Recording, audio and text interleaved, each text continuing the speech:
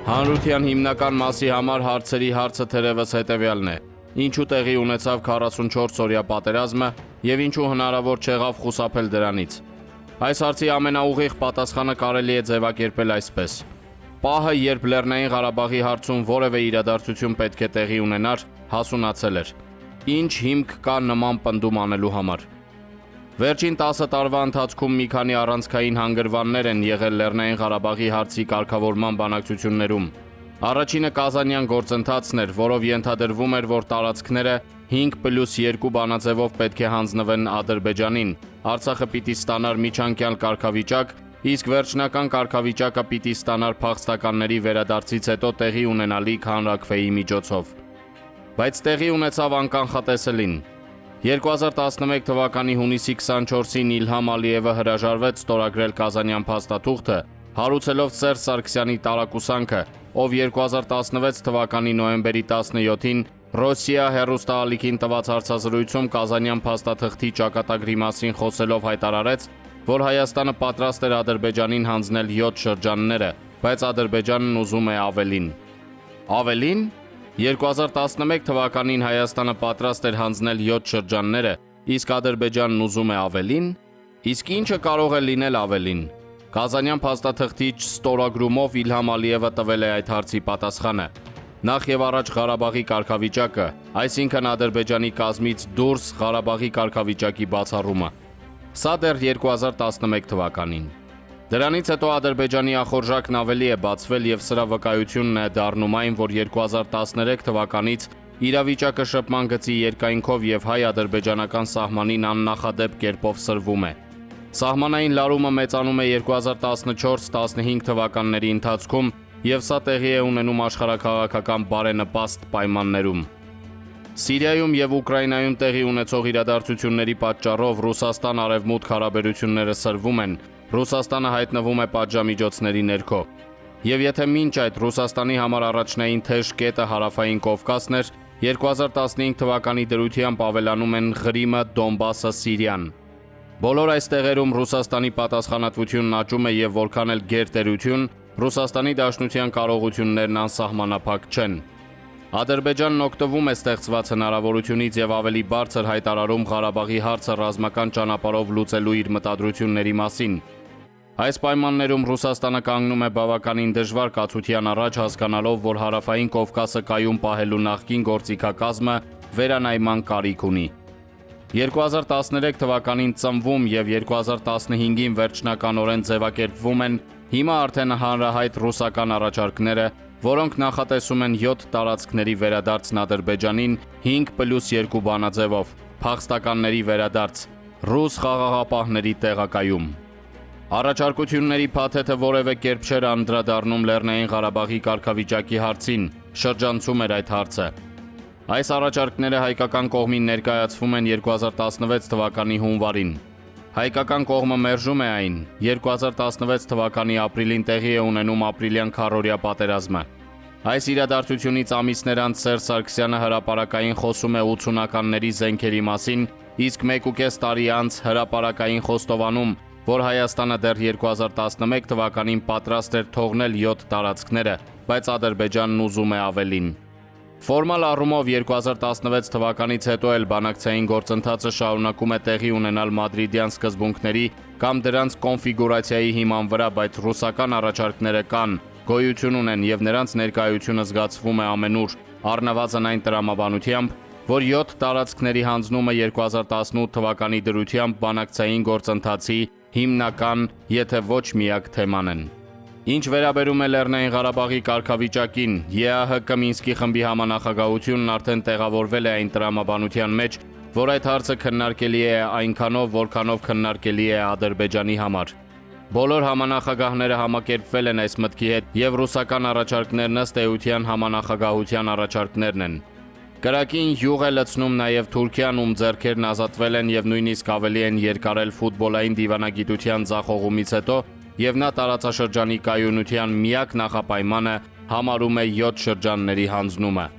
Ադրբեջանն իր հերթին շարունակում է հայտարարել, որ Լեռնային Ղարաբաղի որևէ կարգավիճակ Ադրբեջանի կազմից դուրս քննարկելի չէ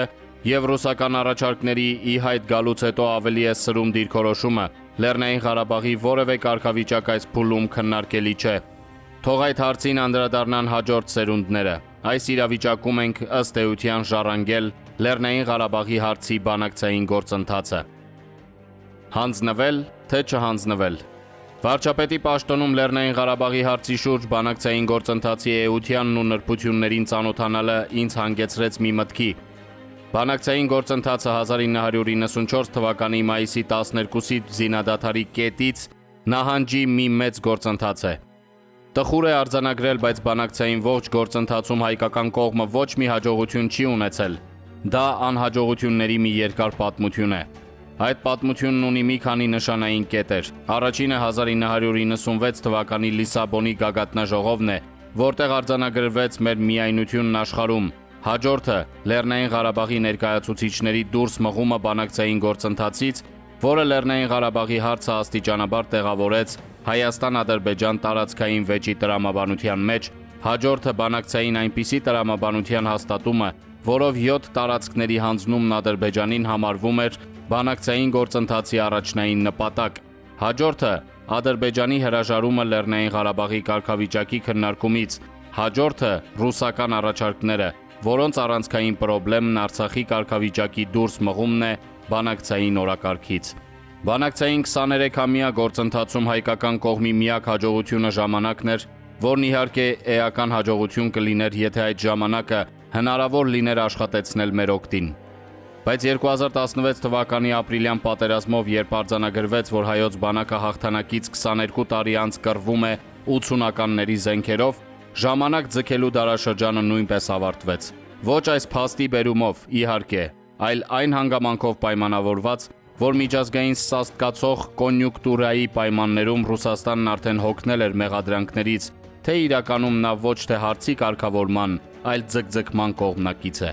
Նման պայմաններում մեր առաջ պարզ ընտրություն էր դրված՝ տեղավորվել վերը նկարագրված տրամաբանության մեջ եւ անցնել տարածքների հանձնման գործընթացին, որոնք պայմանականորեն անվանվում էին առարկայական բանակցություններ, կամ փորձել փոխել բանակցային տրամաբանությունը։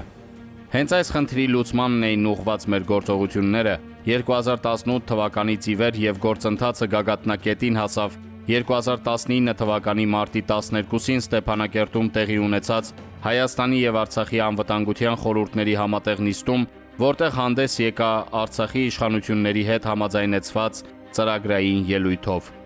Այդ ելույթի թեզերը հետևյալն էին. բանակցային գործընթացում Արցախի ներկայացուցիչների մասնակցության հարցը պետք է լինի մեր օրակարգում, մադրիդյան սկզբունքները պետք է ունենան միասնական մեկնաբանություն, որովհետև Ադրբեջանն այն յուրովի է մեկնաբանում, Հայաստանը յուրովի, ինչը գործընթացը դարձնում է անարդյունավետ, եւ հետո հասարակություններին պետք է պատրաստել խաղաղության եւ Ղարաբաղի հարցի որևէ լուծում պետք է ընդունելի լինի Հայաստանի ժողովրդի համար, Արցախի ժողովրդի համար, Ադրբեջանի ժողովրդի համար։ Առաջարկվող օրակարգը սակայն ամենևին էլ բանակցային պրոցեսը շարունակելու նախապայման չէին, այլ այն արդյունավետ դարձնելու մեր պատկերացումների շարադրանք։ Այս բոլոր կետերն ունեին սկզբունքային նշանակություն։ Արցախի դուրս մղումը բանակցային գործընթացից եւ բանակցությունները Հայաստան-Ադրբեջան հարթություն տեղափոխելը սպառնալիք էր ստեղծում առաջին հերթին Հայաստանի համար, որովհետև հենց այս հանգամանքն օգտագործելով էր Ադրբեջանը Հայաստանին օկուպանտի պիտակ կպցնում։ Եվ հետո նման ֆորմատն ինքնին նենգափոխում էր Ղարաբաղի հարցի էությունը, այն տեղավորելով Հայաստան-Ադրբեջան տարածքային վեճի տրամաբանության մեջ։ 90-ականների երկրորդ կեսին սա Հայաստանի ամենամեծ եւ աղետալի դիվանագիտական վրիպումն էր, որն ի դեպ կարելի էր եւ թույլ չտալ։ Այն ժամանակ այո, Հայաստանը կարող էր հրաժարվել առանց Ղարաբաղի բանակցելուց, որովհետև Ադրբեջանը պատրաստ չէր պատերազմի, դուրս չէր եկել պարտության շոկից եւ նույնիսկ բանակցային գործընթացի կասեցումը չէր կարող էական սպառնալիքներ ստեղծել Հայաստանի եւ Արցախի համար։ Լեռնային Ղարաբաղի ներկայացուցիչներին բանակցություններից դուրս թողնելով մենք չէինք էլ գիտակցում, որ փոքրացնում ենք Արցախի ինքնորոշման հնարավորությունները, որովհետև օկուպացված տարածքի ինքնորոշումը ո՞րն է, նման բան ի բնե լինել չի կարող։ Նաև այս էր պատճառը, որ 2000-ականների առաջին կեսի բանակցային կուլմինացիան դարձավ տարածքների փոխանակման կոնցեպտը, ասենք Մեղրին Ղարաբաղի դիմաց։ Պակաս կարևոր չէր նաև մադրիդյան սկզբունքների պարզաբանման հարցը։ Ճիշտ է, Կազանյան մերժումով Ադրբեջանը վիժեցրել էր մադրիդյան սկզբունքները, բայց ֆորմալ առումով դրանք դեռևս գոյություն ունեին եւ Ադրբեջանը մեկնաբանում էր, թե մադրիդյան սկզբունքները նշանակում են, թե Արցախի հայությունը կարող է ինքնորոշվել միայն Ադրբեջանի կազմում։ Հայաստանը հակառակն էր պնդում, ինչը նշանակում էր, որ մադրիդյան սկզբունքները ոչ թե հարցի կարգավորման բանաձև են, այլ անհասկանալի ինչ-որ բան։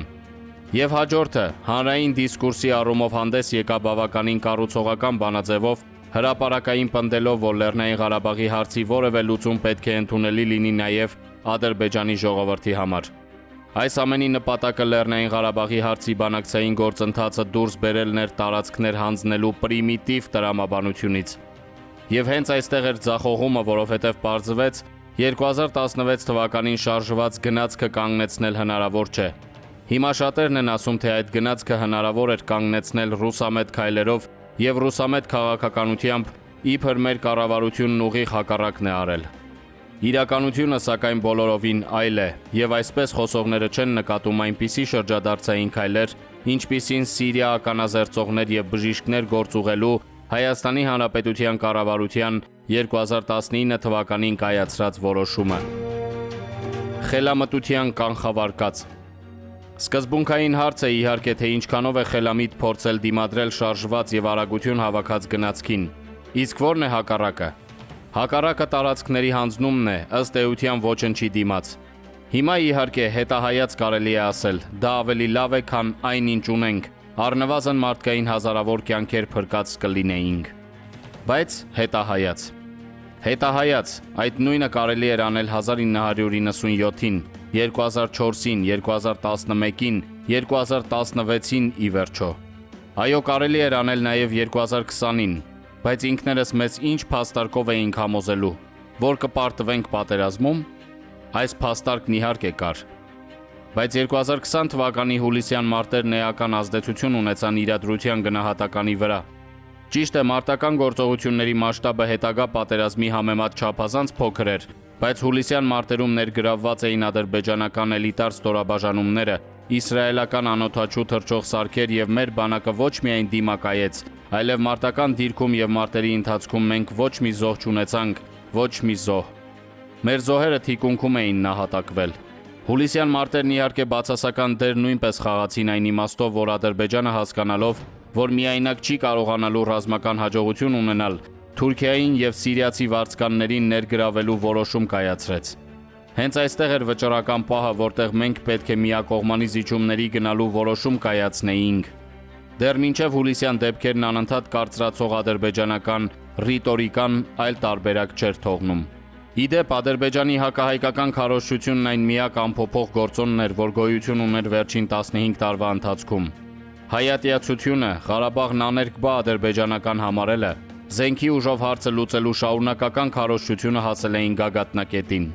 Նույնիսկ այս պայմաններում բանակցային գործընթացը շարունակվում էր, այնքանով, որքանով թույլ էր տալիս կորոնավիրուսի համավարակը։ Արտգործնախարարը անընդհատ քննարկումների մեջ էր համանախագահողների հետ, բայց ըստ էության Ադրբեջանը չէր մտնում բանակցությունների մեջ, հստակ ցույց տալով, որ իր համար բանակցային նպատակն առաջվա նման շարունակում է մնալ առանց նախապայմանների տարածքների հանձնումը։ Եթե մենք ասեինք համաձայն ենք, պատերազմն իհարկե կկանխվեր։ Պատերազմը նման պայմաններում կարող էինք նաև կանգնեցնել, ինչի մասին հայտարարեցի պատերազմի մեկնարկի առաջին օրը ռազմական դրության կապակցությամբ ազգային ժողովում հրավիրված հատուկ նիստում։ Նման տարբերակը սակայն ոչ միայն ինձ համար ընդունելի չէր, այլև այդ օրերին չլսեցի որևէ ձայն, որ հենց այդպես էլ պետք է վարվել։ Սրան իհարկե հանրահայտ հակափաստարկ կա։ Մյուսները հանրությունը չէին տիրապետում կամ չէին կարող տիրապետել այն տեղեկատվությանը, որ վարչապետն էր տիրապետում եւ ուրեմն վարչապետն իր իմացած տեղեկատվության հիման վրա պետք է որոշում կայացներ։ Ճիշտ փաստարկ է եւ իմ տիրապետած տեղեկատվությունն այն մասին էր, որ իրադրության լիցքաթափումը կամ պատերազմը կանգնեցնելը հնարավոր չէ առանց Արցախի եւ Հայաստանի համար աղետալի հետևանքների։ Եվ ուրեմն որոշումն էր պայքարել այդ աղետալի հետևանքների դեմ։ Արդյունքում ավելի աղետալի հետևանքներ ունեցանք։ Գուցե, բայց այն մյուս աղետի հնարավոր մասշտաբները գիտենք տեսականորեն։ Հիմա չգիտենք, թե այն մյուս աղետը գործնականում ինչպիսին էր լինելու, ինչպես այն ժամանակ չգիտեինք այս մի աղետի գործնական պարամետրերը։ Միայն գիտենք, որ Շուռնուխի գյուղապետի լայվերը հաստատապես ներկա էին լինելու բոլոր սցենարներում, որովհետև Ղուբատլուի շրջանն Ադրբեջանին էր հանձնվելու վերը նկարագրված բոլոր սցենարներում։ Շուրնուխի և Որոտանի 20 տների շուրջ սահմանային վեճը նույն կերպ ծավալվելու էր։ Բայց հիմա մենք գիտենք, որ մինչև Շուրնուխի սահմանագծին հասնելը պայքարել ենք ամեն թիզ հողի համար։ Խաղաղ հանձնման սցենարի ժամանակ էինք պայքարելու։ Ուրեմն պատերազմը սկսվելու էր ոչ թե Հորադիզի, այլ Շուրնուխի մատույցներում։ Այս սցենարով պատերազմը Շուրնուխի մատույցներում գոնե ավարտվել է, չնայած հիմա ոմանք ջանք չեն խնայում, հնարավոր և անհնար ամեն ինչ անում են, որ Շուրնուխի մատույցներում պատերազմը նորից սկսվի։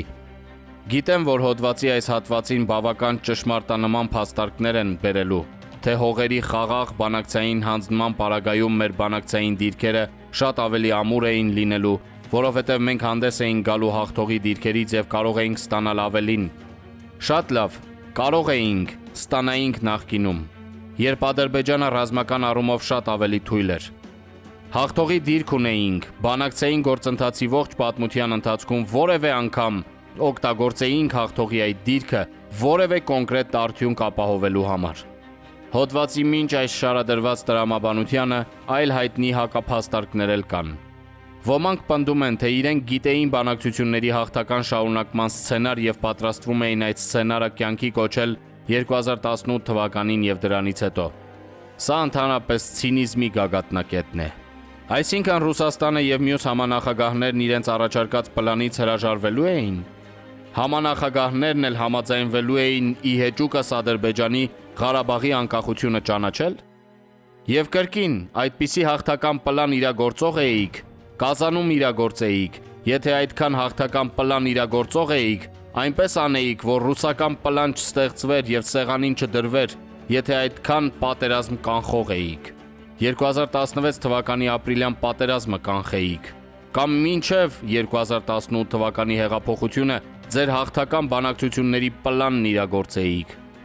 Թե պիտի փաստարկեք, որ 5 շրջանները հանձնելու էինք, երկուսը պահելու Լեռնային Ղարաբաղի կարգավիճակի հետ փոխկապակցելու համար, տրամաբանական փաստարկ է, բայց ինչու պիտի Ադրբեջանը 2018 կամ 20 թվականին համաձայններ նրան, ինչի հետ կտրականապես համաձայն չէր 2011-ին, երբ Կազանում հրաժարվեց ստորագրել արտգործնախարարների մակարդակով համաձայնեցված փաստաթուղթը։ Այն ժամանակ հիշեցնեմ, Ադրբեջանը շատ ավելի քիչ էր պատրաստ պատերազմին։ Մեկ ուրիշ ցնցող մեղադրանք էլ ի հայտ եկավ վերջին շրջանում, թե ես իմ հայտարարություններով Ադրբեջանին զրկել եմ բանակցություններով արդյունքի հասնելու որևէ հույսից, ինչով պատերազմը դարձրել եմ անխուսափելի։ Խնդրում եմ ուշադիր կարդացեք այս միտքը։ Ուրեմն, ստացվում է, որ բանակցային գործընթացի ողջ իմաստն ու նպատակը, որ մարդիկ 20 տարի վարել են, եղել է Ադրբեջանին հույս տալը, որ ինքը բանակցություններով կարող է հասնել նրան, ինչին ուզում է հասնել պատերազմի միջոցով։ Հենց սա եմ ասում։ Ասում եմ, որ 20 տարի վարած բանակցությունների նպատակը Ադրբեջանին հույս տալն է եղել։ Ես էլ փաստորեն Ադրբեջանին հուսախաբ անողը դարձա, մինչ այդ նրան տված հույսերի ֆոնին։ Ադրբեջանին հույս տալու ռազմավարությունը վերջը ինչով էր ավարտվելու և երբ։ Մենք հույս էինք տալիս Ադրբեջանին, իսկ նա զենք էր գնում զուգահեռաբար միջազգային տարատեսակ ատյաններում արձանագրելով Լեռնային Ղարաբաղի հարցը իր տարածքային ամբողջականության շրջանակներում լուծելու միջազգային խոսույթը։ Վերջաբան։ Ըստ էության սա պատմության այն հատվածն էր, թե ինչու սկսվեց 44-օրյա պատերազմը, ինչ հանգամանքների բերումով։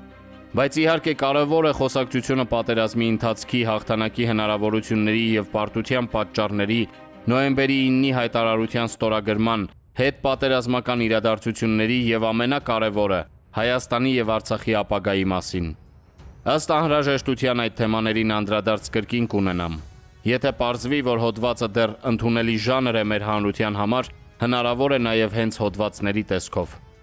Ժամանակը ցույց կտա։ Հասկանում եմ նաև, որ այս հոդվածը հիասթափեցնող է բոլոր նրանց համար, ովքեր հոգնել են անցյալի շուրջ քննարկումներից և ուզում են տեսնել ապագան։ Բայց մոտիկ ու ոչ այնքան մոտիկ անցյալի մասին այսպիսի խոսակցությունը կարևոր է ապագայի շուրջ լիաթոք խոսակցություն սկսելու համար։ Նիկոլ Փաշինյան, Հայաստանի Հանրապետության վարչապետ։